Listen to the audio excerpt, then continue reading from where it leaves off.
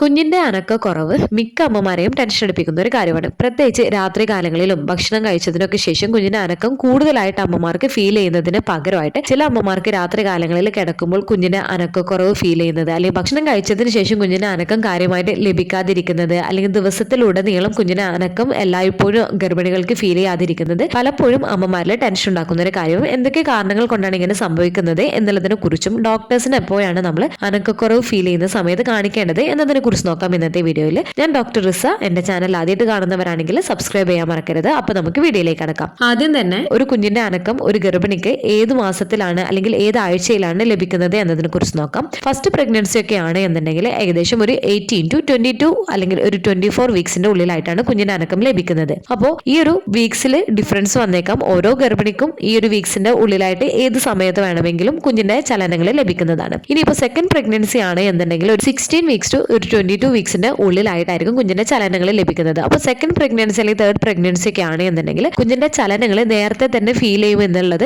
മിക്ക അമ്മമാരും കേട്ടിരിക്കുന്ന ഒരു കാര്യം ആയതുകൊണ്ട് തന്നെ 16 വീക്സ് അല്ലെങ്കിൽ ഒരു 17 വീക്സ് ഒക്കെ ആകുമ്പോൾ തന്നെ കുഞ്ഞിന്റെ ചലനങ്ങൾ ലഭിക്കാതിരിക്കുന്നത് അവരിൽ കൂടുതൽ ടെൻഷൻ ഉണ്ടാക്കിയേക്കാം. അപ്പൊ പല കാരണങ്ങൾ കൊണ്ട് ചിലപ്പോൾ നിങ്ങൾക്ക് നിങ്ങളുടെ കുഞ്ഞിന്റെ ചലനങ്ങൾ സെക്കൻഡ് ആൻഡ് തേർഡ് പ്രഗ്നൻസി ആണ് എന്നുണ്ടെങ്കിലും ചിലപ്പോൾ നിങ്ങൾക്ക് ഒരു 22 വീക്സ് അല്ലെങ്കിൽ 23 വീക്സിലൊക്കെ ആവാം കുഞ്ഞിന്റെ ചലനങ്ങൾ ലഭിക്കുന്നത്. പ്രത്യേകിച്ച് അബ്ഡോമിനൽ ഫാറ്റ് ഡെപ്പോസിറ്റ്സ് കൂടുതലാണ് അല്ലെങ്കിൽ ആന്റീരിയർ പ്ലാസന്റ ആണ് എന്നൊക്കെയുള്ള കേസുകളിലൊക്കെ ചിലപ്പോൾ കുഞ്ഞിന്റെ ചലനങ്ങൾ ചിലപ്പോൾ നിങ്ങൾക്ക് താമസിച്ചിട്ടാവും കിട്ടുന്നത്. ഇനി എപ്പോഴാണ് കുഞ്ഞിന്റെ ആദ്യ ചലനം ഒരു ഗർഭിണിക്ക് കിട്ടിയിട്ടില്ല എന്നുണ്ടെങ്കിൽ ഡോക്ടറെ കാണിക്കേണ്ടത് എന്നതിനെ കുറിച്ച് നോക്കാം. ഏകദേശം 24 ആഴ്ചയായിട്ടും നിങ്ങളുടെ കുഞ്ഞിന്റെ ചലനങ്ങൾ നിങ്ങൾക്ക് ലഭിക്കുന്നില്ല അല്ലെങ്കിൽ ഫീൽ ചെയ്യുന്നില്ല എന്നുണ്ടെങ്കിൽ തീർച്ചയായിട്ടും നിങ്ങൾ ഒരു ഡോക്ടറെ കാണിച്ചിട്ട് കുഞ്ഞ് ഓക്കെ ആണ് എന്നുള്ളത് ഉറപ്പാക്കുന്നതിന് വേണ്ടിയിട്ട് നിങ്ങൾ ശ്രദ്ധിക്കേണ്ടതാണ്. അപ്പോൾ 4 മാസമായിട്ടും കിട്ടിയില്ല അല്ലെങ്കിൽ 5-ാം മാസത്തിലേക്ക് കടന്നിട്ടും കുഞ്ഞിന്റെ ചലനങ്ങൾ കിട്ടിയില്ല എന്നുള്ള ടെൻഷൻ വേണ്ട. ചിലർക്ക് 6-ാം മാസത്തിന്റെ പകുതിയൊക്കെ ആവുമ്പോഴായിരിക്കും കുഞ്ഞിന്റെ ചലനങ്ങൾ കിട്ടാറുള്ളത്. അപ്പോൾ നിങ്ങൾക്ക് ഏത് വീക്സിലാണ് നിങ്ങളുടെ കുഞ്ഞിന്റെ ചലനങ്ങൾ ആദ്യമായിട്ട് ഫീൽ ചെയ്തിട്ടുള്ളത് എന്നുള്ളത് താഴെ കമന്റ് ചെയ്യാൻ മറക്കരുത്. അപ്പോൾ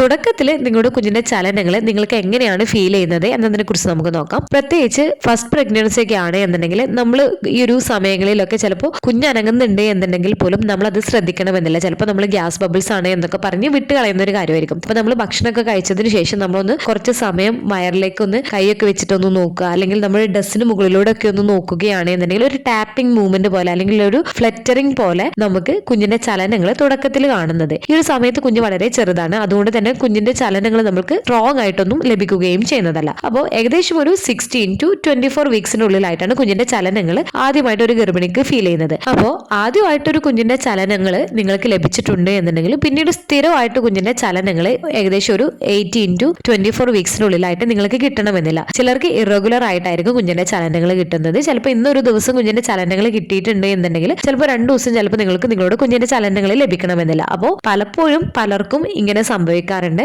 ആദ്യത്തെ ഒരു ചലനം ലഭിച്ചു കഴിഞ്ഞാൽ പിന്നീട് ചിലപ്പോൾ പിറ്റത്തെ ആഴ്ചയൊക്കെ ആയിരിക്കും ചിലപ്പോൾ കുഞ്ഞിന്റെ ചലനങ്ങൾ കൂടുതലായിട്ട് ശ്രദ്ധിക്കപ്പെടുകയും ചെയ്യാറുള്ളത്. എന്നാൽ മറ്റു ചിലർക്ക് കുഞ്ഞിന്റെ ചലനങ്ങൾ കിട്ടി തുടങ്ങി കഴിഞ്ഞാൽ എല്ലാ ദിവസവും കിട്ടുകയും ചെയ്യാറുണ്ട്. അപ്പോൾ ഏകദേശം ഈ ഒരു സമയത്ത് ഇറഗുലർ ആയിട്ടായിരിക്കും കുഞ്ഞിന്റെ ചലനങ്ങൾ ലഭിക്കുന്നത്. ഏകദേശം ഒരു 24 വീക്സിന് ശേഷമാണ് കുഞ്ഞിന്റെ ചലനങ്ങൾ മിക്ക ഗർഭിണികൾക്കും എല്ലാ ദിവസവും കിട്ടി തുടങ്ങുകയും ചെയ്യുന്നത്. ചില ഗർഭിണികൾക്ക് ഒരു 27-28 വീക്സിലായിരിക്കും റെഗുലർ ആയിട്ട് കുഞ്ഞിന്റെ ചലനങ്ങൾ കിട്ടുന്നത്. അപ്പോൾ ഈ ഒരു സമയത്ത് കുഞ്ഞുങ്ങൾ വളരുകയും വലുതാവുകയും ചെയ്യുന്നതിനാൽ തന്നെ കുഞ്ഞുങ്ങളുടെ ചലനങ്ങൾ കൂടുതൽ സ്ട്രോങ് ആയിട്ട് നമുക്ക് ലഭിക്കുകയും ചെയ്യുന്നതാണ്. അപ്പോൾ ഗർഭധാരണം പുരോഗമിക്കുമ്പോൾ കുഞ്ഞുങ്ങൾ കിക്ക് ചെയ്യുന്നത്, റോൾ ചെയ്യുന്നത്, ജമ്പ് ചെയ്യുന്നത്, പുഷ് ചെയ്യുന്ന രീതിയിലുള്ള ചലനങ്ങൾ ലഭിക്കുകയും അത് കൂടുതൽ ശക്തമാവുകയും നമുക്ക് കൂടുതലായിട്ട് ഇടയ്ക്കിടെ ലഭിക്കുകയും ചെയ്യുന്നതാണ്. നമ്മളിപ്പോൾ ഒരു 4-5 ദിവസം നമ്മുടെ കുഞ്ഞിന്റെ ചലനങ്ങൾ നമ്മൾ നോട്ടീസ് ചെയ്യുകയാണ് എന്നുണ്ടെങ്കിൽ പിന്നീട് ഒരു 27-28 വീക്സ് ഒക്കെ ആകുമ്പോൾ കുഞ്ഞുങ്ങൾ ഒരു റെഗുലർ ആയിട്ടുള്ള ഒരു സമയത്തായിരിക്കും കുഞ്ഞുങ്ങൾ ചലനങ്ങൾ നമുക്ക് കൂടുതലായിട്ട് ലഭിക്കുകയും ചെയ്യുന്നത്. ഏകദേശം ഒരു തേർഡ് ട്രൈമസ്റ്ററിലേക്കൊക്കെ കിടക്കുന്ന സമയത്ത് കുഞ്ഞുങ്ങൾ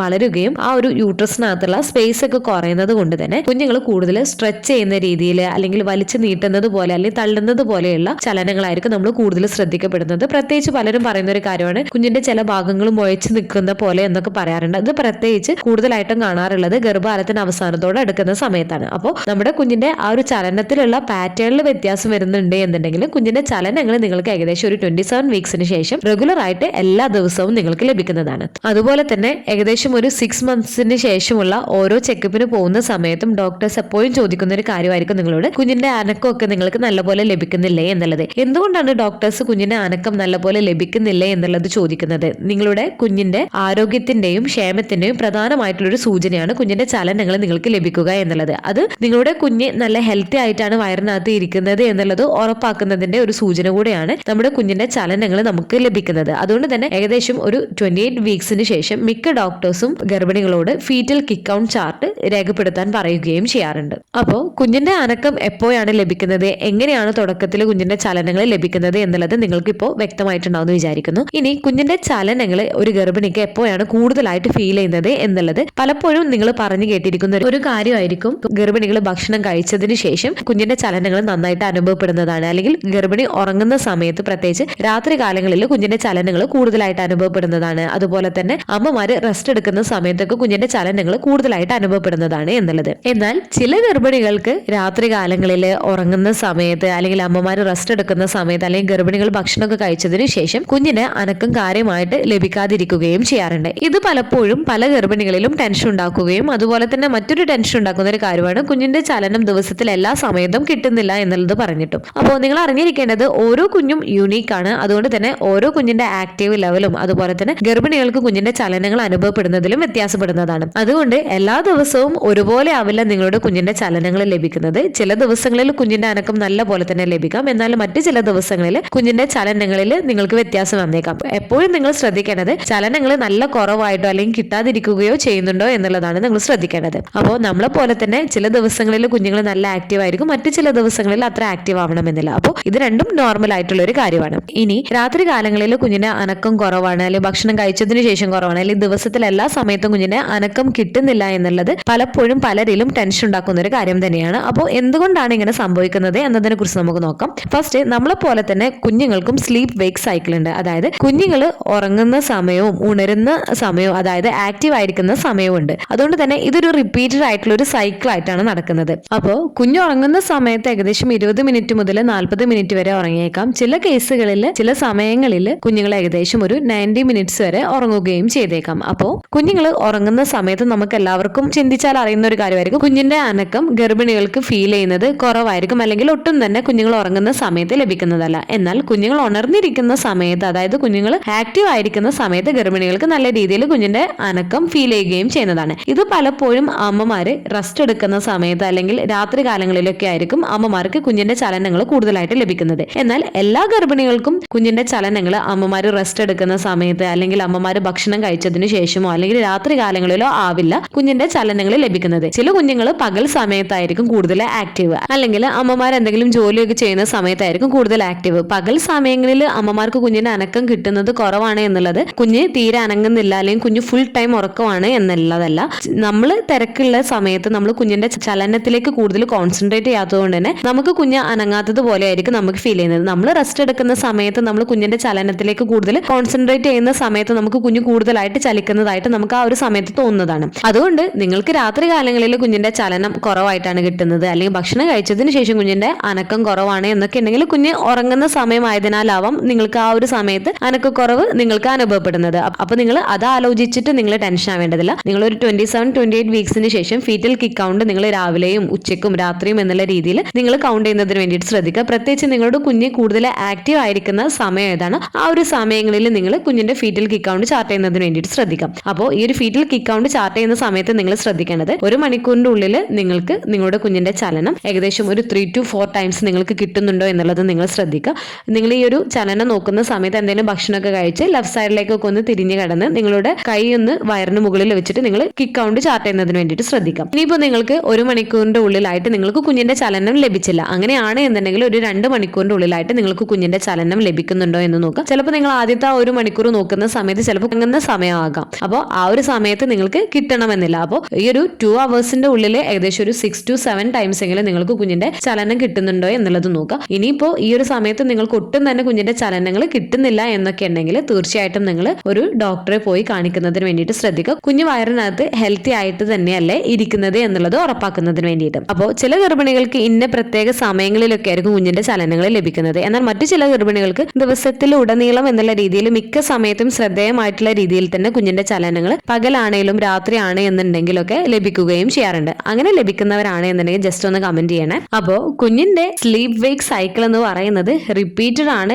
ഡേ ആൻഡ് നൈറ്റ് എന്ന് പറയുന്നത്. ഏകദേശം ഒരു 28 വീക്സിന് ശേഷം അല്ലെങ്കിൽ ഏകദേശം ഒരു 9 മന്ത്സിലേക്കൊക്കെ കിടക്കുന്ന സമയത്ത് 90% സമയം കുഞ്ഞുങ്ങൾ വയറിനകത്ത് ഉറങ്ങുകയായിരിക്കും ചെയ്യുന്നത്. അതുപോലെ ചില ഗർഭിണികൾക്ക് കുഞ്ഞിന്റെ അനക്കം കുറവായിട്ട് ഫീൽ ചെയ്യുന്നതിന്റെ പ്രധാന കാരണങ്ങളിൽ ഒന്നാണ് ആന്റീരിയർ പ്ലാസന്റ, അതായത് മറുപിള്ള യൂട്രസിന്റെ ഫ്രണ്ട് ഭാഗത്തായിട്ട്, അതായത് അമ്മയുടെ വയറിനോട് ചേർന്നുള്ള പൊസിഷനിൽ ആണ് എന്നുണ്ടെങ്കിൽ കുഞ്ഞിന്റെ ചലനം ചിലപ്പോൾ കുറവായിട്ട് തോന്നിയേക്കാം. അതുപോലെ തന്നെ മലർന്ന് ഗർഭിണികൾ കിടക്കുന്നത് കുഞ്ഞിലേക്കുള്ള രക്തയോട്ടം കുറക്കുകയും ഇത് ചിലപ്പോൾ ചലനം കുറവായിട്ട് ഫീൽ ചെയ്യുന്നതിന് കാരണമാകും. അപ്പൊ എപ്പോഴും നിങ്ങൾ കുഞ്ഞിന്റെ ചലനം കുറവായിട്ട് നിങ്ങൾക്ക് ഫീൽ ചെയ്യുന്നുണ്ട് എന്നുണ്ടെങ്കിൽ നിങ്ങൾ ലെഫ്റ്റ് സൈഡിലേക്ക് കിടക്കുക. അതുപോലെ തന്നെ എന്തെങ്കിലും ഭക്ഷണങ്ങൾ കഴിക്കുക, മധുരമുള്ള എന്തെങ്കിലും കഴിക്കുക, അല്ലെങ്കിൽ തണുത്ത ജ്യൂസ് പോലെയുള്ളതൊക്കെ കഴിച്ചിട്ട് നിങ്ങൾ സമാധാനത്തോടു കൂടെ ടെൻഷനും കാര്യങ്ങളൊന്നും ഇല്ലാണ്ട് റിലാക്സ് ആയിട്ട് ഇരുന്നിട്ട് നിങ്ങൾ നോക്കുന്നതിന് വേണ്ടിയിട്ട് ശ്രദ്ധിക്കാം. അതുപോലെ ചില കേസുകളിൽ അമ്മമാർ കൂടുതൽ ബിസിയാണ്, അല്ലെങ്കിൽ എന്തെങ്കിലും ജോലി തിരക്കൊക്കെ കാരണം ചിലപ്പോൾ കുഞ്ഞിന്റെ ചലനങ്ങൾ കാര്യമായിട്ടുള്ള രീതിയിൽ ഈ ഒരു സമയത്ത് ശ്രദ്ധിക്കപ്പെടണമെന്നില്ല. അതുപോലെ തന്നെ കുഞ്ഞ് കിടക്കുന്ന പൊസിഷനും ചലനങ്ങൾ എങ്ങനെ അനുഭവപ്പെടുന്നുണ്ട് എന്നുള്ളതിനെ ഡിപ്പെൻഡ് ചെയ്യുന്ന ഒരു കാര്യമാണ്. അപ്പൊ നിങ്ങളുടെ കുഞ്ഞ് കിടക്കുന്ന സമയത്ത് കുഞ്ഞിന്റെ ബാക്ക് നിങ്ങളുടെ സ്പൈനിനോട് ചേർന്നിട്ടാണ് എന്നുണ്ടെങ്കിൽ കുഞ്ഞിന്റെ കാലുകളും കൈകളും നിങ്ങളുടെ വയറിനോട് ചേർന്നിട്ടായിരിക്കും. അപ്പൊ നിങ്ങൾക്ക് കൂടുതൽ കുഞ്ഞിന്റെ ചലനങ്ങൾ ലഭിക്കുന്നതാണ്. ഇനിയിപ്പോ നിങ്ങളുടെ കുഞ്ഞ് കിടക്കുന്നത് കുഞ്ഞിന്റെ ബാക്ക് നിങ്ങളുടെ വയറിനോട് ചേർന്നിട്ടാണ് എന്നുണ്ടെങ്കിൽ നിങ്ങൾക്ക് കുഞ്ഞിന്റെ ചലനങ്ങൾ കിട്ടുന്നത് അത്ര സ്ട്രോങ് ആവണമെന്നില്ല. അപ്പോൾ ഒന്നുകൂടെ പറയാം, കുഞ്ഞിന്റെ ചലനം ഗർഭിണികൾക്ക് ദിവസത്തിൽ എല്ലാ സമയത്തും കിട്ടുന്നതല്ല. കാരണം സ്ലീപ്പ് വേക്ക് സൈക്കിൾ റിപ്പീറ്റ് ആയിട്ട് കുഞ്ഞുങ്ങളിൽ നടക്കുന്നതിനാൽ. അതുപോലെ ഗർഭിണികൾക്ക് ചിലർക്ക് രാത്രി കാലങ്ങളിൽ അല്ലെങ്കിൽ അമ്മമാർ റെസ്റ്റ് എടുക്കുന്ന സമയത്ത് അല്ലെങ്കിൽ ഭക്ഷണമൊക്കെ കഴിച്ചതിന് ശേഷമായിരിക്കും കുഞ്ഞിന്റെ ചലനങ്ങൾ കൂടുതലായിട്ട് അനുഭവപ്പെടുന്നത്. പക്ഷെ എല്ലാവർക്കും ഒരുപോലെ ആവണമെന്നില്ല. മറ്റു ചിലർക്ക് പകൽ സമയങ്ങളിൽ അല്ലെങ്കിൽ അമ്മമാർ ജോലിയൊക്കെ ചെയ്യുന്ന സമയത്താണ് എന്നുണ്ടെങ്കിലും ഇന്ന സമയം ഒന്നുമില്ലാതെ തന്നെ ചിലർക്ക് കുഞ്ഞിന്റെ ചലനങ്ങൾ ലഭിക്കുകയും ചെയ്യുന്നതാണ്. കുഞ്ഞിന്റെ ചലനത്തിൽ കാര്യമായിട്ടുള്ള മാറ്റം അല്ലെങ്കിൽ ആ ഒരു പാറ്റേണിൽ നല്ല മാറ്റം തോന്നുന്നുണ്ട് എന്നുണ്ടെങ്കിൽ വെച്ചുകൊണ്ടിരിക്കാൻ പാടുള്ളതല്ല. തീർച്ചയായിട്ടും നിങ്ങൾ ഡോക്ടറെ കാണിക്കുന്നതിന് വേണ്ടിയിട്ട് ശ്രദ്ധിക്കുക. ഈ ഒരു വീഡിയോ നിങ്ങൾക്ക് യൂസ്ഫുൾ ആയിട്ട് തോന്നിയിട്ടുണ്ടെങ്കിൽ മറ്റുള്ളവർക്കും കൂടെ ഷെയർ ചെയ്ത് കൊടുക്കുക. എന്തെങ്കിലും ഡൗട്ടും കാര്യങ്ങളൊക്കെ ഉണ്ട് എന്നുണ്ടെങ്കിൽ കമന്റ് ആയിട്ട് ചോദിക്കാവുന്നതാണ്. അടുത്തൊരു വീഡിയോയിൽ കാണുന്നത് വരെ ബൈ.